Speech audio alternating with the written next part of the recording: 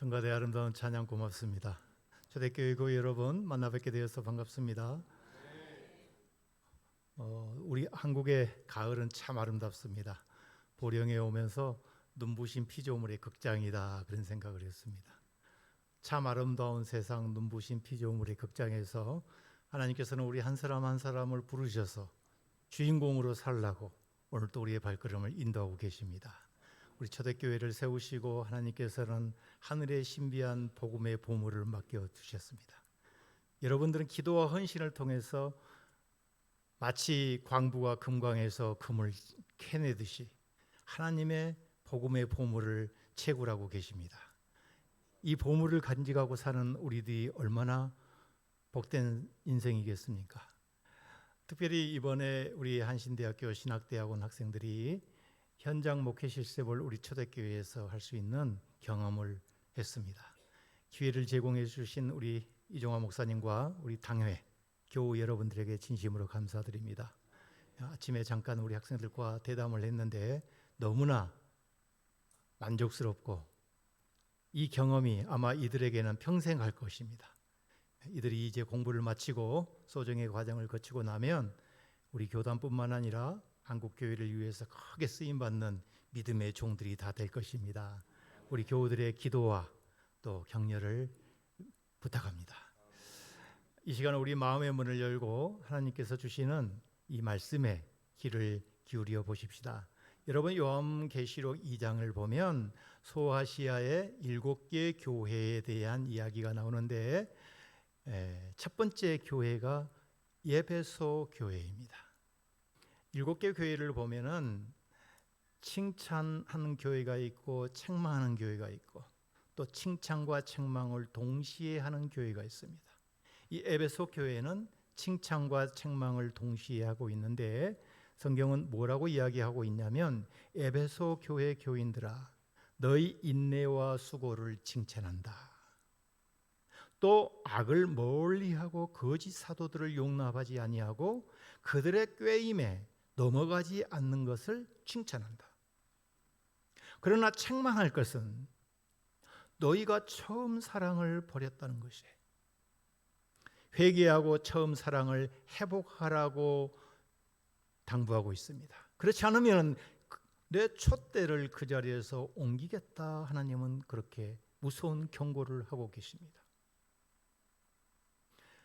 저는 학교에 입학하는 학생들에게 많은 말을 해주고 싶지만은 저는 딱 한마디 이야기합니다. 초심을 잃지 마라. 너희들이 주의 종이 되겠다고 기도하면서 사명을 가지고 학교에 들어왔는데 어느덧 해가 지나고 또 나중에 전도사가 되고 준목이 되고 목회자가 되고 그러면서 나도 모르게 다성해졌고 그 초심을 어디 가버리고 하나님을 어디 가버리고 세상의 논리와 인간적인 방법과 수단만이 능통해가지고 하나님께서는 그럴 때 뭐라고 이야기하십니까? 촛대를 옮기겠다는 거예요. 이 무서운 경고의 말씀입니다. 그래서 많은 말을 하고 싶지만은 딱 한마디 초심을 잃지 마라. 그럼 왜 학생들에게만 해당되겠습니까? 여기 서 있는 김주환 목사에게도 똑같이 해당되는 말이고 우리 모두에게도 해당되는 말이에요. 오늘 이 에베소 교회를 향해서 하나님의 이 말씀을 기억하면서 사도 바울은 에베소의 교인들에게 이렇게 편지를 쓰는데 저는 오늘 1장 3절에서 6절까지의 말씀을 한 절씩 이렇게 묵상해 보고자 합니다.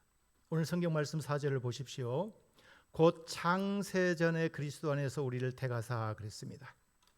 여러분 하나님께서 우리를 택하시려고 작정하시는 것은 그 작정의 시점이 언제냐? 창세 이후가 아니고 창세 이전이라는 거예요. 그러니까 하나님의 자녀되는 신분이 하나님께서 이 세상을 창조하시는 것보다도 앞서 있단 말이에요. 우리는 스스로 결단하고 예수 믿기로 작정하고 교회에 나온 것 같지만은 사실은 알고 보면은 하나님께서 우리를 미리 아시고 때가 될 때 우리를 부르셨다는 거예요. 그리고 자녀 삼아 주셨다는 겁니다. 순서가 그렇습니다. 예수께서 무화과나무 아래 서 있는 나다나엘을 미리 알아보시고 그를 부르셔서 제자 삼으신 것처럼 우리가 하나님을 선택한 것 같지만은 반대예요. 하나님이 우리를 미리 알아보시고 선택하시고 우리를 자녀 삼으셨다는 거예요. 요한복음 15장 16절에 보면 예수께서 제자들에게 너희가 나를 택한 것이 아니요 내가 너희를 택했다라고 말씀하십니다. 그런데 우리를 택하신 그 장소는 어디냐? 그리스도 안에서예요. 그리스도 안에서. 엔 그리스도. 사도 바울의 키워드입니다. 바울이 즐겨 사용하는 말 중에 하나가 그리스도 안에서.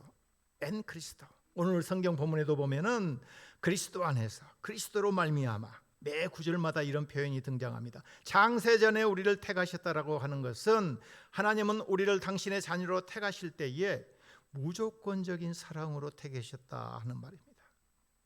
무조건적인 선택입니다. 우리의 공로나 업적이나 신분이나 지위나 가문, 혈통, 신앙의 연조를 고려하지 않습니다. 어떠한 조건도 없습니다. 이것은 하나님의 일방적인 사랑이요 절대적인 사랑입니다.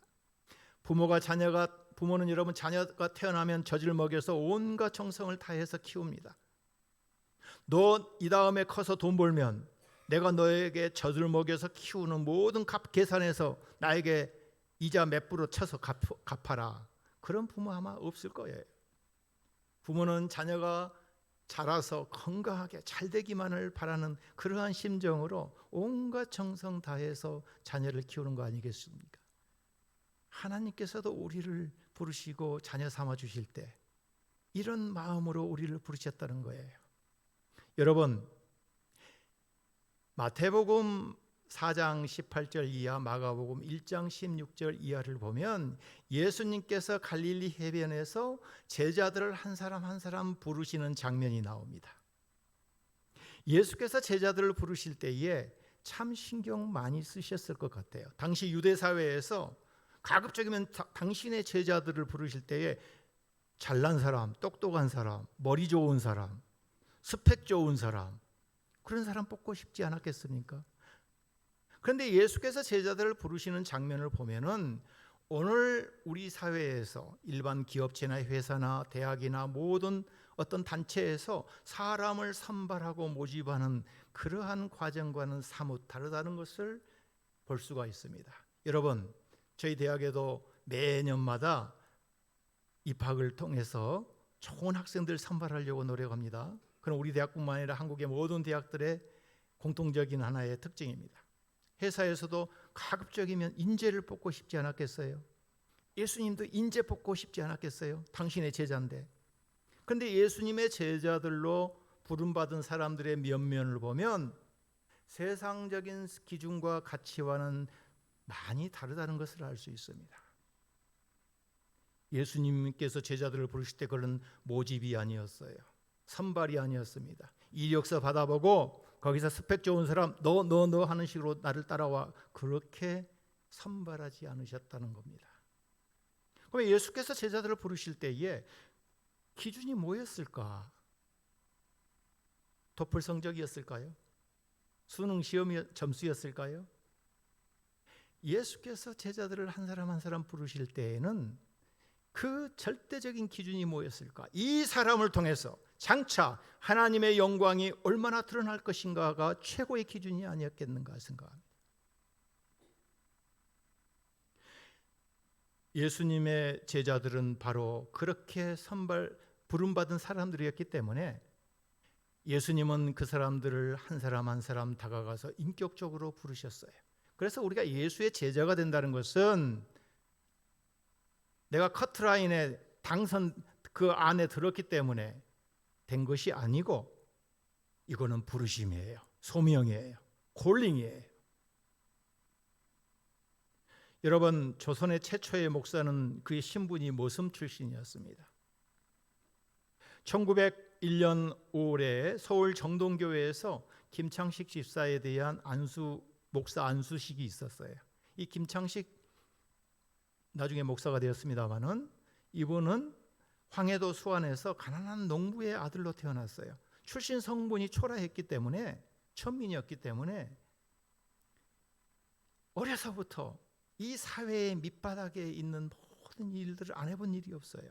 나무집 하인, 종살이, 모슴, 지게꾼, 장돌뱅이, 리어커꾼 이런 밑바닥 일을 전전하면서 살았어요.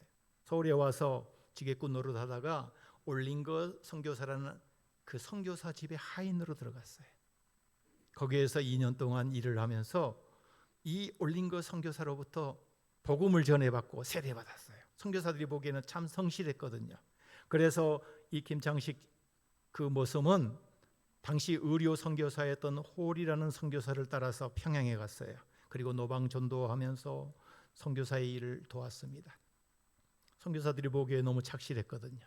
그래서 소정의 신학 공부를 시켜서 과정을 거쳐서 목사 안수를 받게 되었다는 겁니다.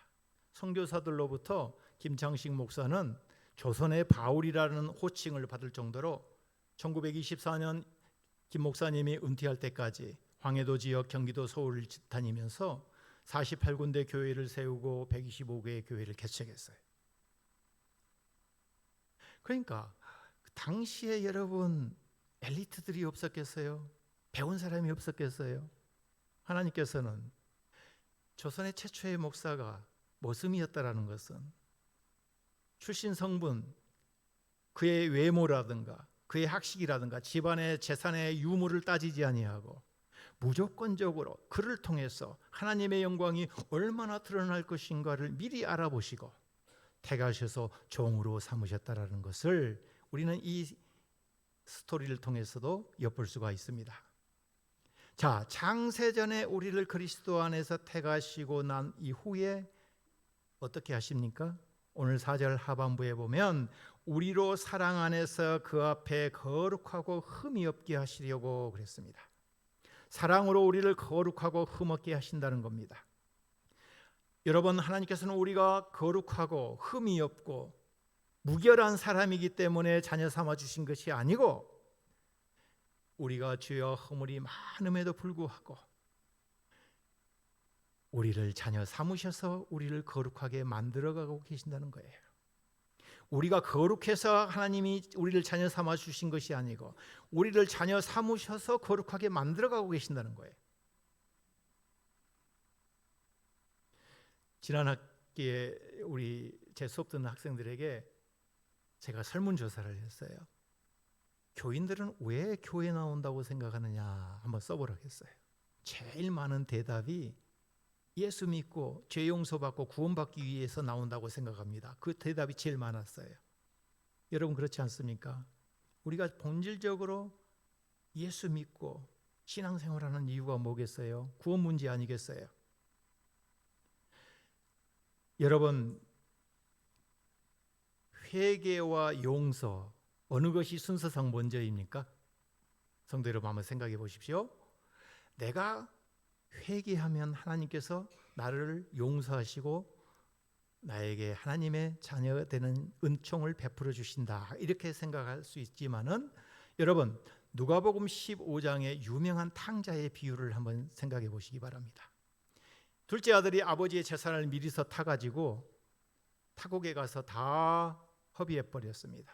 그냥 허비한 것이 아니고 성경에 보면 허랑방탕하게 살았다 그랬어요. 그러니까 얼마나 이 아들이 그 많은 재산을 가지고 어떻게 살았는지 상상이 가시죠? 재산 다 탕진했어요. 이제 거렁뱅이가 됐어요. 성경에 보면은 쥐엄 열매를 먹고 살았대요. 이제 완전히 상거지가 됐어. 그러다 보니까는 그 옛날 아버지 집에서 호의호식하며 살았던 그 시절이 생각났어요. 그래서 하는 수 없이 이 아들은 조마조마한 심정으로 다시 아버지 집으로 돌아옵니다. 이 아버지는 그 아들이 집을 나가는 순간부터 이 아들이 언제 돌아올 것인가를 노심초사 오매불망 기다렸을 거예요. 아들이 저 동구밭에서 상거지가 걸어오는 것을 보고서 아들인 것을 직감하고 달려나가서 그를 덥석 안고 껴안고 입 맞추고 아들을 덥석 껴안고 받아들입니다. 여러분, 이 아버지는 아들이 돌아왔기 때문에 그를 용서하고 그를 받아줬습니까? 아니면은 용서하고 그 아들을 기다리고 있는 겁니까? 어느 것이 먼저예요? 아들이 돌아왔기 때문에 아버지 잘못했습니다. 제가 죽을 죄를 지었습니다. 그러면서 아버지 앞에 자기의 과거를 뉘우치니까 그때서 아버지가 아들로 다시 받아주었습니까? 아니면은 그런 자초지종 다 묻지 아니하고 너 돈 어디서 썼느냐? 한 번도 묻지 않아요. 아버지는 이미 용서하고 이 아들을 기다리고 있는 거예요. 그러니까 하나님께서 우리가 회개하면 우리 죄를 용서해 주신다, 그 말도 맞는 말이지만 하나님 편에서 볼 때는 이미 우리를 용서하고 기다린 거예요. 하나님은 이미 용서하신 거예요. 내가 이번에 너 밥 샀으니까 너 다음에 나에게 또 밥을 사야 된다?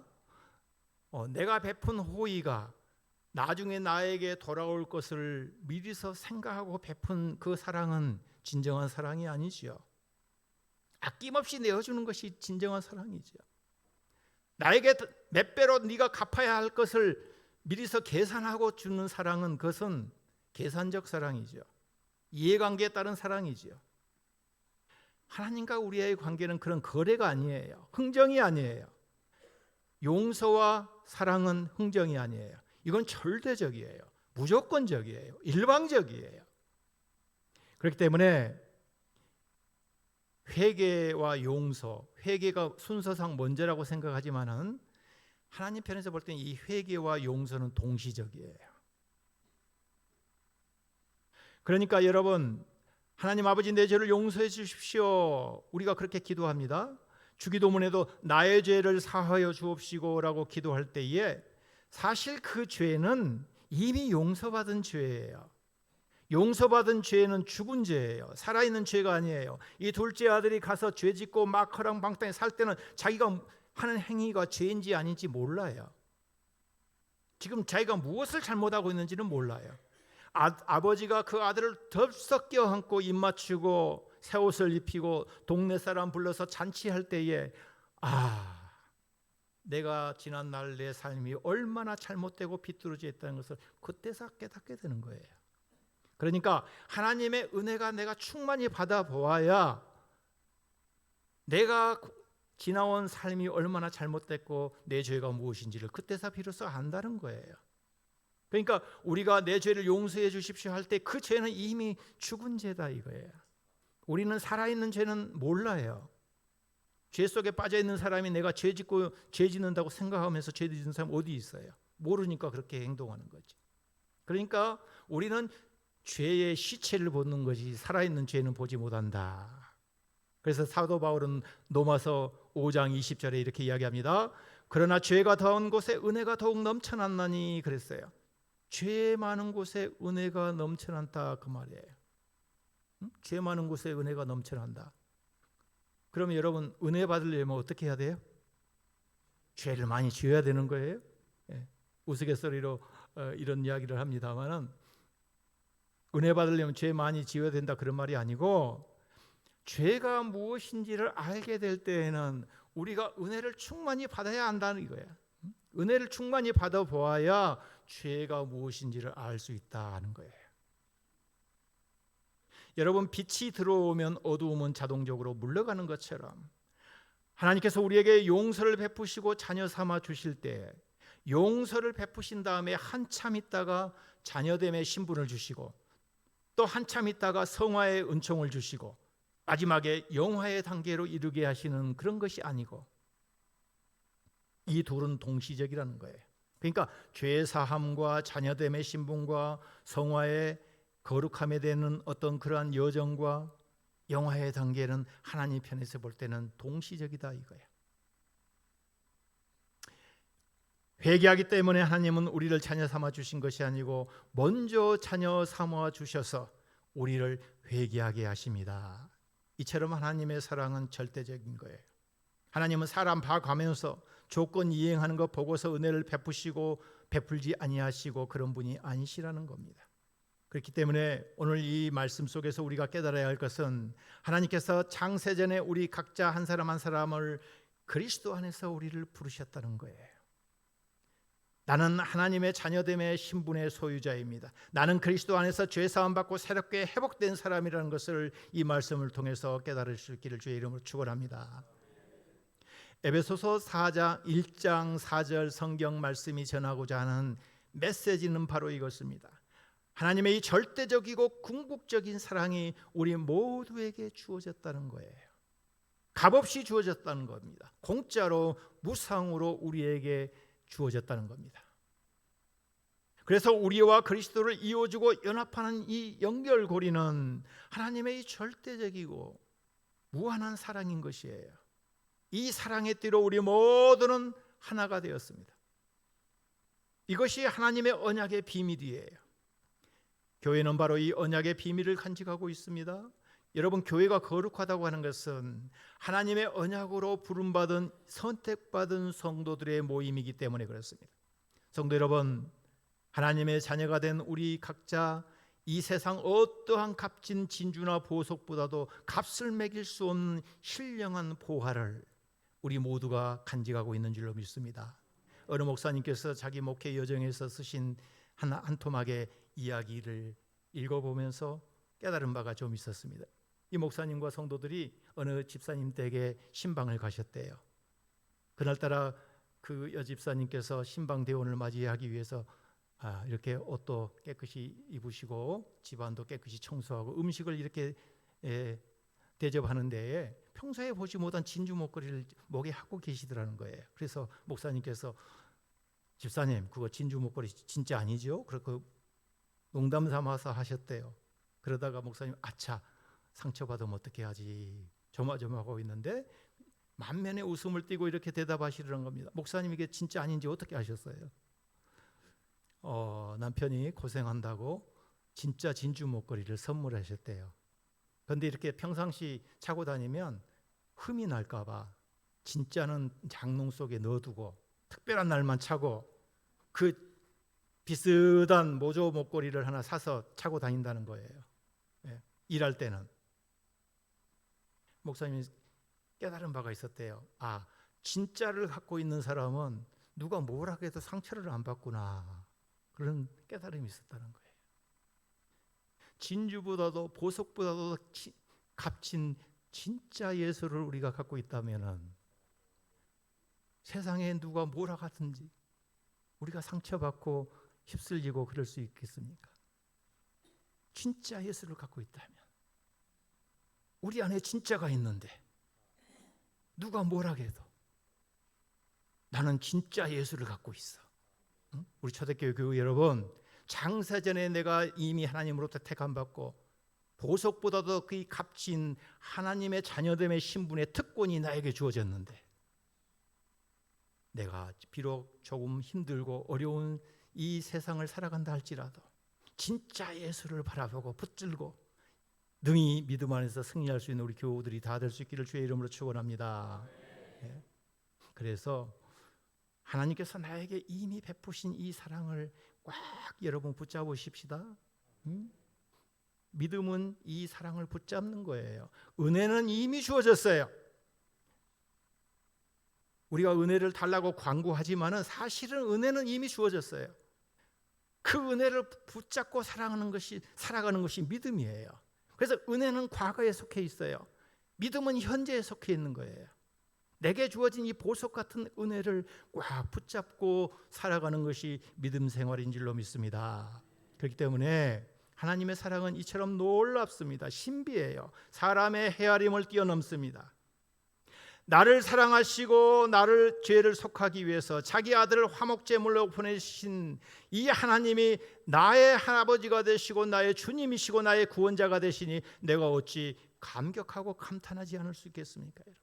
그래서 신앙은 여러분 감탄사에서 시작해요. 신앙은 감탄이에요. 어느 화장실 벽에 붙은 스티커의 문구가 참 인상적이었어요. 오늘이란 뜻은 오하고 늘 감사하는 의미래요. 이게 참 성경적인 풀이다, 그런 생각을 했습니다. 오늘 오하고 늘 감사하는 의미라는 거예요. 데살로니가전서 5장 18절에 범사에 감사하라, 이것이 그리스도 예수 안에 있는 너희를 향하신 하나님의 뜻이니라고 그랬어요. 너희를 향하신 하나님의 뜻이다. 범사에 감사하라. Give thanks in all circumstances. 어떠한 환경에서도 감사하라는 거예요. 기쁘고 좋은 일만 그럴 때만 감사하는 것이 아니라 범사에 감사하라. 그래서 예수님의 사랑 신기하고 놀라워. 찬송 있지 않아요? 예수님의 사랑은 이렇게 신기하고 놀라운 거예요. 여러분, 이스라엘 백성들이 광야 생활할 때에 그들이 먹는 양식은 만나였어요. 황량한 광야였어요. 먹을 것 마실 것도 불비한 그러한 척박한 환경에서 만나가 떨어지니 얼마나 신기했겠어요. 매일같이 나가서 만나를 그들은 주어서 항아리 속에 담고 하루의 양식으로 삼았어요. 여러분, 만나의 어원은 만후라는 단어에서 나왔는데 그 뜻은 What is this? 이것이 무엇이지? 이게 뭐냐? 이거 먹고 이런 말이에요. 만나의 뜻을 원래 보면 그게 감탄사죠. 기쁨이죠. 광야에서 그런 것이 떨어지니까 얼마나 신기했겠어요. 이것이 뭐지? 세월이 지났습니다. 한두 해도 지났어요. 계속해서 만나만 먹어요. 어제도 된장국, 오늘도 된장국, 내일도 된장국. 이제 이 감사와 기쁨, 이 감탄사가 이제 불평과 원망으로 변했어요. 그래서 모세에게 항의하고 아론에게 불평했습니다. 애굽에 끓는 가마솥에 있는 고기가 생각났어요. 돌아가자 애굽으로. 우리를 이렇게 출애굽시켜서 광야에서 굶어 죽일 작정이냐? 이것이 무엇이냐? 감탄사가 이제는 원망과 불평으로 바뀌어버린 거예요. 여러분, 이스라엘 백성들의 불평과 불만이 오늘 우리의 자화상일 수 있어요. 교회 처음 나왔을 때는 뭐라도 다 바칠 것처럼 기쁨과 감사로 충만했다가 사람 뜻 안 맞으면 이제 불평과 불만이 점점 쌓이기 시작해. 믿음으로 시작했다가 복음으로 시작했다가 율법으로 끝날 때가 많이 있어요. 하나님 기쁘시게 하겠다고 헌신하고 봉사하다가 수 틀리면은 뭔가 서운해가지고 불평 불만이 우리에게 쌓일 때가 많이 있다 이 말이에요. 이스라엘 백성들의 자화상이 오늘 우리의 자화상일 수 있다는 거예요. 여러분, 신앙의 연륜이 깊어가면 깊어갈수록 감탄이 더 많아질 수 있기를 바랍니다. 반대가 되면 곤란해요. 여러분, 감사는 불평을 사라지게 하지만은 불평은 감사를 사라지게 해요.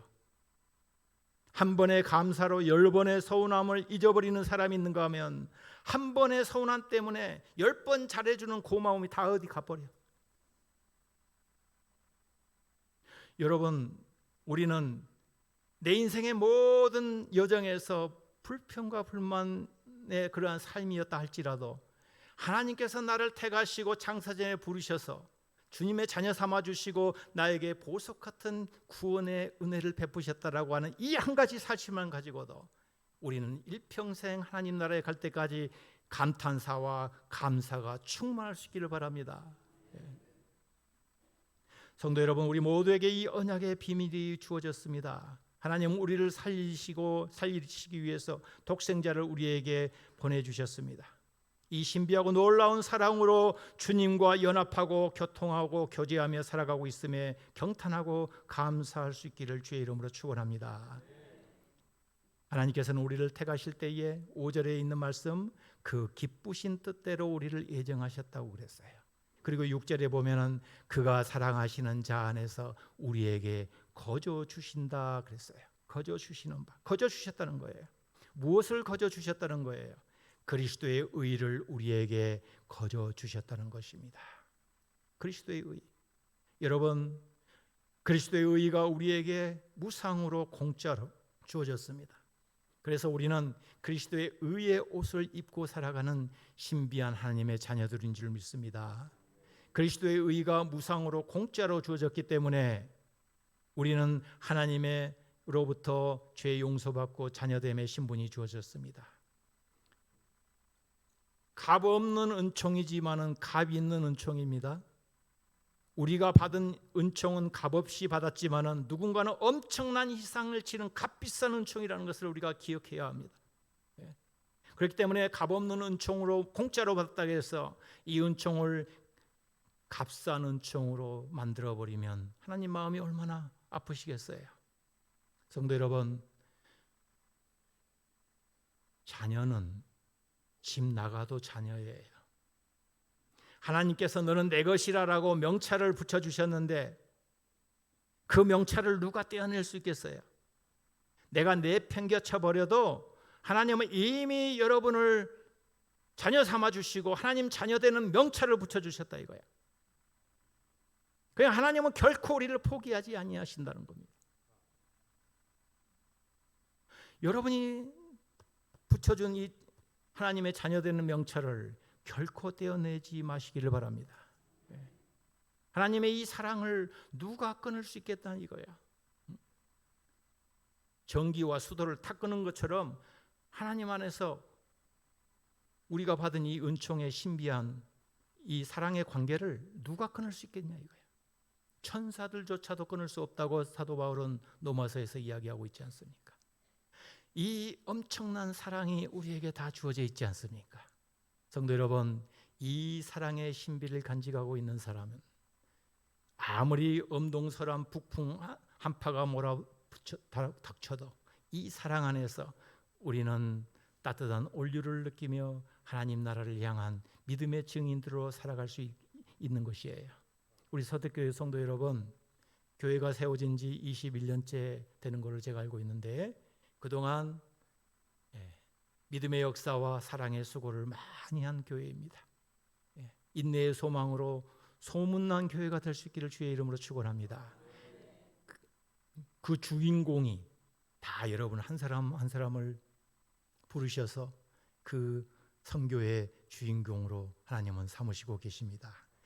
이 사랑을 우리가 깊이 간직하면서 어렵고 힘든 이 세상이지만 능히 승리하고 살아가는 우리 성도들이 다 될 수 있기를 주의 이름으로 축원합니다. 기도하십시다.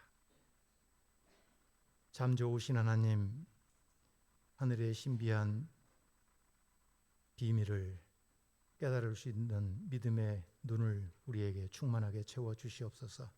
우리의 형편과 처지를 너무도 잘 아시는 주님께서 각자 만나 주시는 은혜의 시간들로 우리의 발걸음을 인도하여 주시옵소서. 주님, 하나님의 말씀 안에서 약속된 언약의 복을 다 누리며 살아가는 우리 성도들이 다 될 수 있도록 은혜 베풀어 주시옵소서. 그래서 우리 초대교회가 경건의 능력을 회복하고 생명력이 넘치는 교회가 될 수 있도록 은혜 베풀어 주시옵소서. 예수님 이름으로 감사하며 기도하옵나이다.